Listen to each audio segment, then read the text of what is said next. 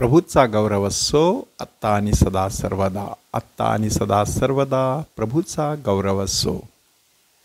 Life is not a problem to be solved but a mystery to be understood.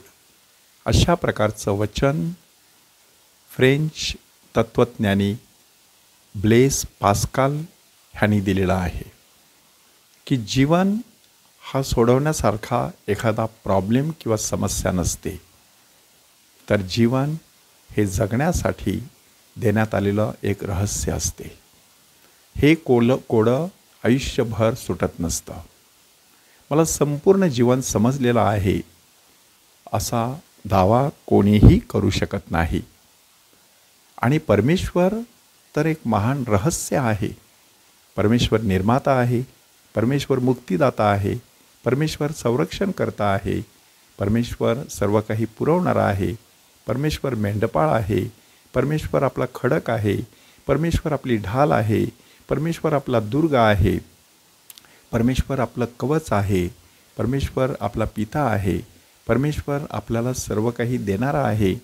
कितीतरी गोष्टी परमेश्वराविषयी जरी बोलल्या तरी देखील परमेश्वर हे रहस्य आहे ह्या मुद्द्यापर्यंत आपण येऊन पोहोचतो. इस्रायली लोकांनी इजिप्तच्या गुलामगिरीतून त्यांची सुटका झाल्यापासून तर यार्देन नदीमधून पैलतीरी पवित्र भूमीमध्ये प्रवेश करेपर्यंत 7 टप्प्यामध्ये परमेश्वराची वेगवेगळी रूपं अनुभवली.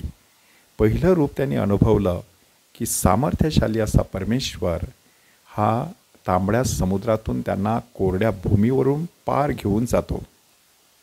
आजच्या पहिल्या वाचनामध्ये त्याचं दुसरं एक रूप आपल्यासमोर सादर करण्यात आलेलं आहे. सिनाई पर्वतावरती उपस्थित असलेला परमेश्वर, त्याच्या नुसत्या उपस्थितीने जो गडगडाट झाला, ज्या विजांचा चमचमाट झाला, त्यामुळे उपस्थित लोक घाबरून गेले, थरथर कापू लागले. डोंगर देखील एखाद्या पाळण्यासारखा थरथरू लागला आणि मोशे अशा डोंगरावरती जाऊन पोहोचला. अतिशय रहस्यमय असं परमेश्वराचं हे स्वरूप. हाच परमेश्वर लोकांना मान्ना पुरवतो, लावे पक्षी पुरवतो, खडकातून पाणी देतो, दिवसा मेघस्तंभाच्या रूपाने आणि रात्री अग्निस्तंभाच्या रूपाने त्यांना मार्गदर्शन करतो. अशा 7 वेगवेगळ्या रूपामध्ये परमेश्वर इस्रायली लोकांना प्रकट झाला. तरी देखील परमेश्वर त्यांना पूर्णपणे समजला असं आपण सांगू शकत नाही. कारण एवढा सगळा अनुभव घेऊनसुद्धा त्यांनी मोशे आणि अहरोन ह्यांच्या विरुद्ध कुरकुर करण्याचं थांबवलं नाही. इतकंच नाही तर ज्या सिनाई पर्वताच्या वरती 10 आज्ञा देण्यात आलेल्या होत्या, त्यातील पहिलीच आज्ञा त्यांनी पर्वताच्या पायथ्याशी असताना मोडून टाकली. सोन्याचं वासरू करून त्याची मूर्तीपूजा आरंभिली. त्याही नंतर पवित्र भूमीत पोहोचल्यानंतर देखील त्यांनी मूर्तीपूजा करण्याचं सोडून दिलं नाही. ह्याचा अर्थ इतकाच आहे की परमेश्वर त्यांना शेवटपर्यंत समजलाच नाही. प्रभू येशू ख्रिस्ताची शिकवण देखील प्रेषितांना पूर्णपणे समजली असं आपल्याला सांगता येणार नाही. येशूने दाखल्याद्वारे शिकवण द्यायला सुरुवात केली तेव्हा प्रेषितांनी प्रश्न विचारायला सुरुवात केली की तुम्ही सर्व काही दाखल्याने सांगता, हे कशामुळे?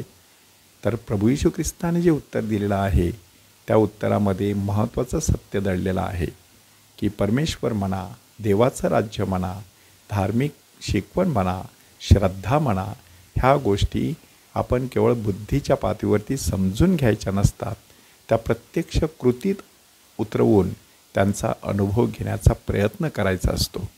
म्हणूनच प्रभू येशू ख्रिस्त सांगत आहे की धन्य तुमचे डोळे, कारण ते पाहत आहेत, तुमचे कान, कारण ऐकत आहेत.